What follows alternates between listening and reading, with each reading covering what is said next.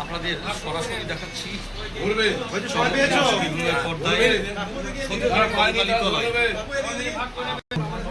সাংগঠনিক জেলা যেটা রয়েছে বোলপুরে, সেই বোলপুরের সভাপতি চলছে।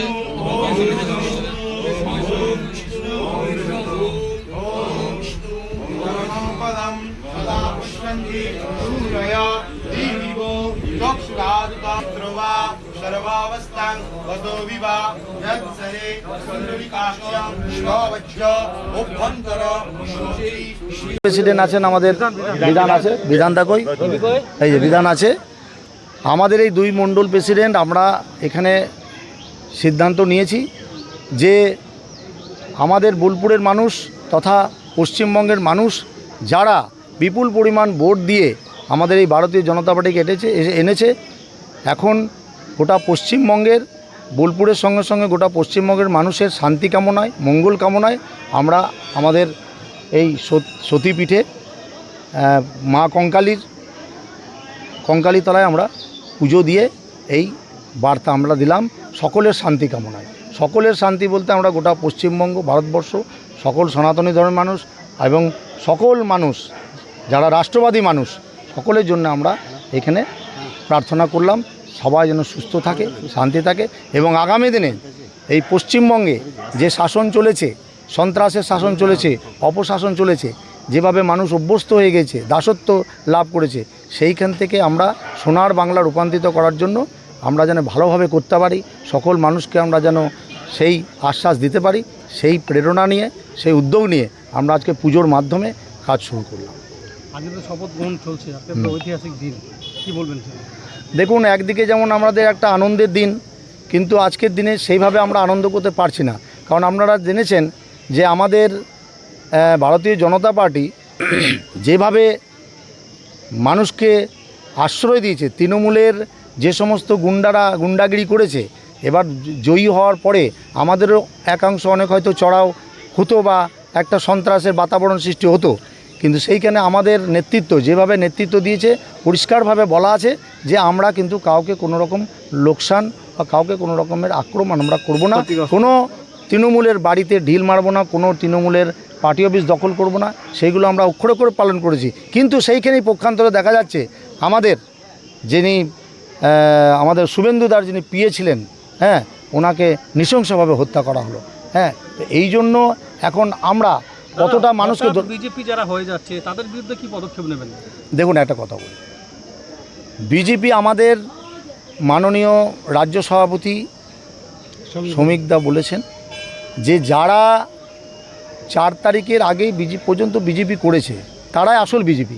4 তারিখের পরে যারা ঝান্ডা ধরে বিজেপি করছে তাদেরকে পার্টি দেখবে, ভাবনা চিন্তা করবে, তারপর ডিসিশন। তারা বিজেপি করলেই বিজেপি হবে না, কারণ পুরনো যারা নেতৃত্ব দিয়েছে তাদের নেতৃত্বেই কিন্তু তাদেরকে চলতে হবে। এইসব।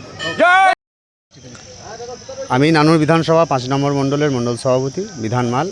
আমার এই কঙ্কালীতলা আজকে মন্দিরে পুজো দিলাম। আমরা শুভেন্দু অধিকারী, যিনি আমাদের মুখ্যমন্ত্রী, মাননীয় প্রধানমন্ত্রী শপথ বাক্য পাঠ করাচ্ছেন এবং আরও অন্যান্য রাজ্য থেকেও লোকজন এসেছেন, আরও উপর নেতৃত্ব রয়েছেন। তো সেই জন্যই সবারই মঙ্গল কামনার্থে আজ আমরা এখানে পুজো দিলাম। সবাই, গোটা পশ্চিমবঙ্গের মানুষ যাতে ভালো থাকে, সুস্থ থাকে, সেই নিয়ে আর সবাইকে নিয়ে একসাথে যাওয়ার জন্য সেসবই বার্তা দিলাম। ভোট পরবর্তী পর্যায়ে একটা হিংসার ছবি উঠে, সেটা নিয়ে কী বলবেন? দেখুন, ভোট পরবর্তী হিংসা বলতে গেলে পারে আপনার 4 তারিখের আগে যারা ছিল তারা অরিজিনাল বিজেপি ছিল, 4 তারিখে 12টার পর যারা হয়েছে তারা হয়েছে নতুন বিজেপি। তো ওনারাই যে তাণ্ডবটা করেছেন তারা সেই সমস্ত ব্যক্তি করেছেন যারা অরিজিনাল বিজেপি, তারা এটা করেনি। এটা ওনাদেরই কাজ। এটা আমাদের যে আদর্শ, যে নীতি, যেভাবে আমাদের নীতি দিয়ে আমরা দল চালাই বা বিজেপির যে দলের যে সিস্টেম, সেটা ওনারা মানেননি। ওটা অন্য দল থেকে আগত হয়ে এই সমস্ত কাজকর্ম করেছে। অবশ্যই অবশ্যই অবশ্যই আমাদের ব্যবস্থা হবে। ঠিক আছে।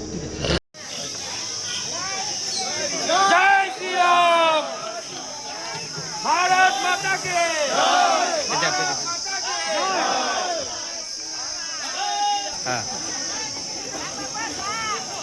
জানেন আজ 25শে বৈশাখ বিশ্বকবি রবীন্দ্রনাথ ঠাকুরের জন্মদিন এবং সেই জন্মদিনেই পশ্চিমবঙ্গের ইতিহাসে এক ঐতিহাসিক দিন।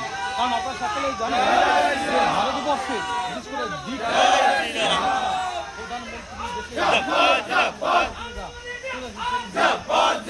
এবং সেখানে মূলত শুভেন্দু অধিকারী রাজ্যের মুখ্যমন্ত্রী হিসেবে তিনি শপথ গ্রহণ করবেন। ঠিক সেই জায়গায় দাঁড়িয়ে অবশ্যই বোলপুর যে বিজেপির সাংগঠনিক জেলা, সেই জেলার পক্ষ থেকে বোলপুরের যিনি মণ্ডল সভাপতি রয়েছেন কাঞ্চন ঘোষ, তার নেতৃত্বে আজকে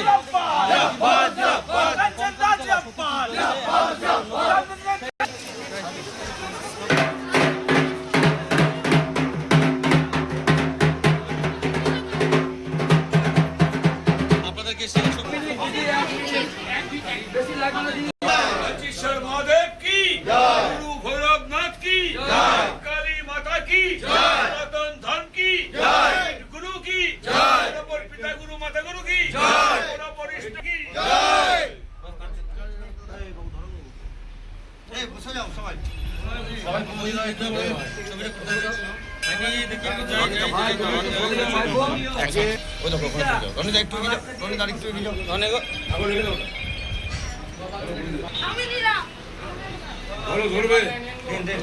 আপনাদের সরাসরি দেখাচ্ছি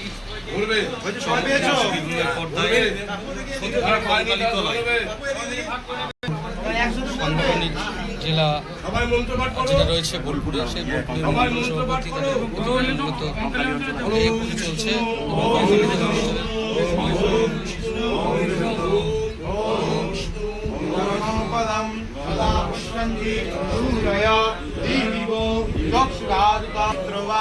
सर्वावस्थां वदो विवा यत्सरे सुंदरिकाक्ष्यं श्रवज्य अभ्यंतर शुचिरी